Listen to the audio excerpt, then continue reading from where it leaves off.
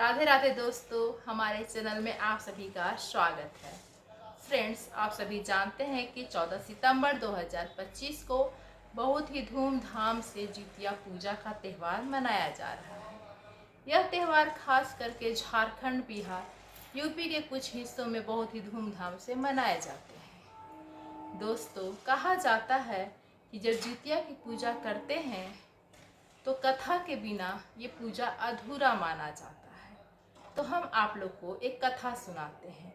उससे पहले सभी माताओं, बहनों, सखी, सहेलियों, भाभीियों सभी को जितिया पूजा की बहुत बहुत बधाई। चलिए हम कथा शुरू करते हैं। फ्रेंड्स, एक समय की बात है, नर्मदा नदी के किनारे एक बरगद का पेड़ था। उस पेड़ के ऊपर चील रहा करती थी और नीचे सियारिन रहा करती थी। दोनों में बहुत ही गहरी मित्रता थी। जब एक दिन सुबह उन लोग देखती हैं, सुबह सुबह ही नदी किनारे कुछ महिलाएं पूजा कर रही हैं, कथा सुना रही हैं, एक दूसरे को आरती कर रही हैं। तो लोग इस चीज़ को बहुत ही ध्यान से देखती हैं। जब सभी महिलाएं पूजा पाठ करके चली जाती हैं तो सियारिन और जो चील होती हैं एक दूसरे से विचार विमर्श करती हैं, क्यों न ये पर्व हम भी करें, क्यों न ये व्रत उपवास हम भी करें। अरे ठीक है, माना कि हम इंसान नहीं हैं तो क्या हुआ, हमारी औलाद तो है, हमारी संतान तो है, चलो सखी हम लोग भी ये व्रत करते हैं। चील और सियारिन भी सुबह उठकर नदी में स्नान करती हैं। नदी किनारे जो भी पूजा पाठ हुआ रहता है विधि विधान से, उसी विधि विधान से उन लोग भी सब कुछ करती हैं। उसके बाद दिन भर और रात भर निर्जला उपवास रखना होता है। दोस्तों, दोनों तैयार हो जाती हैं कि हम लोग निर्जला उपवास रखेंगे। उसी बीच में क्या होता है कि एक बुजुर्ग व्यक्ति की मृत्यु हो जाती है। उसी नदी के किनारे उनका अंतिम संस्कार किया जाता है। ये सब चील और सियारिन देख रही थी। चील तो अपने आप को बहुत ही कंट्रोल, बहुत ही संयम में रखी। उसने प्रण ले लिया था कि मुझे व्रत करना है तो करना है। और लेकिन हुआ क्या कि जो सियारिन थी अपने आप को नहीं रोक पाई। कोशिश तो बहुत की लेकिन नहीं रोक पाई। जैसे ही अंतिम संस्कार के बाद सभी लोग वहाँ से चले जाते हैं, सियारिन मुंह में पानी लेके जाती है और आग को बुझाती है। आग को बुझने के बाद जो मांस होता है उसे जी भर के खाती है। एक्स्ट्रा मांस जो बच जाता है उसको वहाँ से उठा के ला के पेड़ के पीछे छिपा देती है। और जो चील होती है सब कुछ देख रही थी। अब तो सियारिन का व्रत पूरा भ्रष्ट हो गया, लेकिन जो चील थी उसने पूरा विधिवत पूजा पाठ किया, व्रत किया और सुबह में उसने पारण भी किया। सुबह उसने देखा कि सभी महिलाएं फिर से नदी किनारे आती हैं, पूजा पाठ करती हैं, स्नान करती हैं, वहीं पे बैठ के प्रसाद खाती हैं और जल ग्रहण करती हैं। तो चील ने भी सुबह स्नान किया। वहाँ पे जो सब पूजा पाठ के दौरान प्रसाद चढ़ाई थी उस प्रसाद को ग्रहण किया और पानी पी के अपना पारण किया। तो चील का तो पूजा पाठ भी बहुत ही विधिवत तरीके से हुआ, लेकिन जो सियारिन थी उसका पूजा पाठ सब बेकार हो गया, नष्ट हो गया, भ्रष्ट हो गया। दोस्तों, समय बीतता गया और उसी बीच दोनों की मृत्यु हो जाती है। जब दोनों की मृत्यु हो जाती है तो काफ़ी समय बाद एक ब्राह्मण के घर में फिर से दोनों का जन्म होता है। दोनों का जन्म पुत्री के रूप में होता है। ब्राह्मण बहुत खुश होते हैं कि मेरे घर में लक्ष्मी पधारी है। धीरे धीरे दोनों बच्चियां बड़ी हो जाती हैं। दोनों की शादी के लिए वर ढूंढे जाते हैं। जो ब्राह्मण की पत्नी होती है वे कहती है दोनों बेटियों की शादी एक ही गांव में करना, क्योंकि जब तुम जाओगे एक बेटी से मिलने तुम दूसरी बेटी से भी मिल के आना, इसलिए एक ही गांव में करना। ब्राह्मण कहता है ठीक है। ब्राह्मण भी तैयार हो जाता है।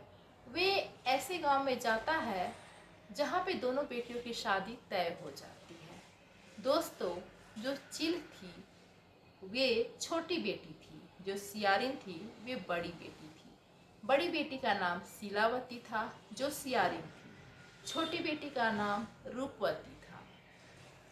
बड़ी बेटी शीलावती जो सियारिन थी उसका विवाह एक राजा से होता है। और जो रूपवती थी, छोटी बेटी जो चिल थी, उसका विवाह एक ब्राह्मण से होता है। दोनों का विवाह हो जाता है, हंसी खुशी दोनों अपना जीवन बहुत ही अच्छे से बिता रही हैं। दोस्तों, काफ़ी लंबे समय बाद जो छोटी बेटी थी ब्राह्मण की पत्नी, उसको 7 पुत्र होते हैं। एक एक करके 7 पुत्र होते हैं।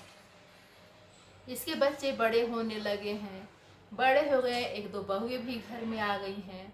उधर जो राजा की पत्नी होती है, जो पिछले जन्म में सियारिन थी, उसके पुत्र जन्म तो लेते हैं, लेकिन जन्म लेते ही उनकी मृत्यु हो जाती है और एक भी औलाद नहीं रहता।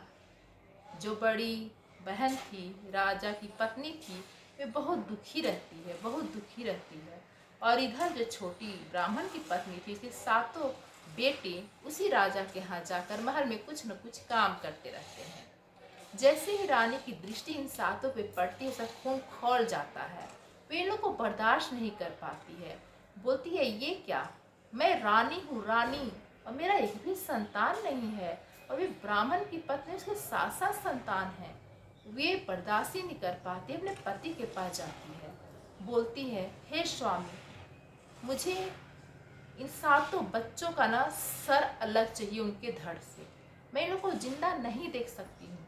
जब भी मैं इन लोग को जिंदा देखती हूँ, मेरे खून खौल जाते हैं।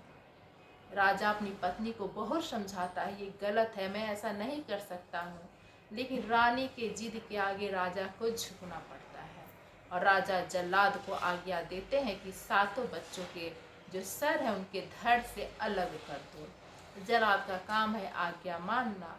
जल्लाद ऐसा ही करता है, 7 के धड़ से उनके सिर को अलग कर देता है। अब जो राजा की पत्नी होती हैं, उनके सिर को 7 टोकरी में बहुत ही अच्छे से रख के, लाल कपड़े से ढक के अपनी बहन के घर भेजती है, क्योंकि मैं खुश नहीं हूँ तो मेरी बहन भी खुश नहीं रह सकती है, इसे अपनी बहन के घर भेजती है। जब बहन के घर में 7 टोकरी जाता है ब्राह्मण के घर में, बहुत खुश होती है छोटी बहन, जो रूपवती होती है, वो बहुत ज़्यादा खुश होती है। अरे, मेरी बड़ी बहन के घर से आया है, रानी के घर से आया है, अरे वाह, उसे तो बहुत सारे उपहार भेजे होंगे, इतनी बड़ी बड़ी टोकरी है। अपनी बहुओं को बोलती है, जाओ जरा देखो इस टोकरी में क्या है, मेरी बहन ने मेरे लिए क्या उपहार भेजे हैं।